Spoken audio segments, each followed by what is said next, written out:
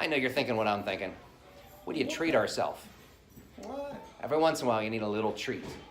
And I don't know if you can see what I can see, but I think that's a Rolex back there. And I think there's some Rolexes over here. So these are my good friends, Dave and Wendy Hevia. Hey guys. Hello.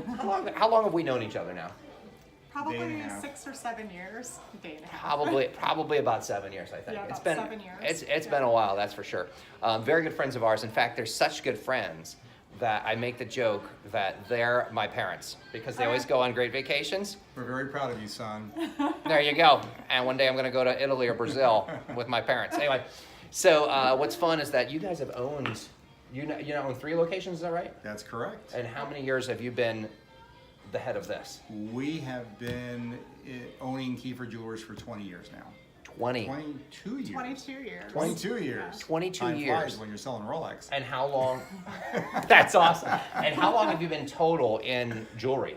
Like longer than that, right? Oh gosh. Oh, boy. My whole life. My dad was a jeweler, so I grew up in the jewelry that's store. So my entire 21 life. years for her. Oh, There you go. so sweet, isn't he? He's a good husband. There you go. I think this makes 42 years in the jewelry business. There you go. And longer for her. Oh, no, I'm sorry. I didn't say that. Here's the real question you guys want to ask yourselves is, do you want to go to a jeweler that just started the business? I don't think you do. I think you want people like this.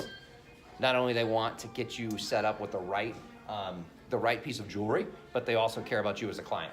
And I think that comes through with all of your staff here as well. Yeah, and a lot of people buy their jewelry at national jewelry chains, and not only are they not getting great quality jewelry doing that, they're not spending their money locally with people that are from their own community. It's true.